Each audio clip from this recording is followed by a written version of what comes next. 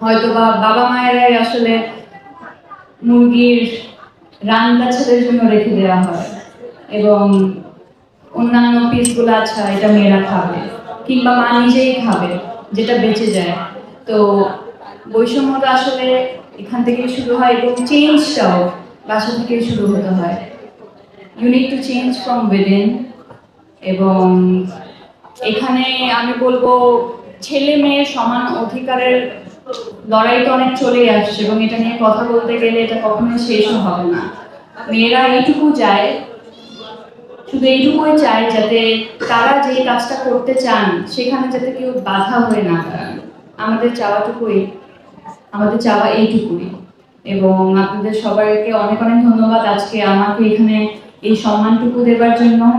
এবং আমার ছোট বোন, ও ইন্ডাস্ট্রিতে মাত্র কাজ শুরু করেছে, ওকে এখানে এনে এত গুণী ব্যক্তিদের মাঝে এই অনারটুকু দেওয়ার জন্য অনেক অনেক ধন্যবাদ। আপনারা সবাই ভালো থাকবেন এবং আমার জন্য, আমার পরিবারের জন্য, আমার ছোট বোনের জন্য, সকলের জন্য দোয়া করবেন। ধন্যবাদ।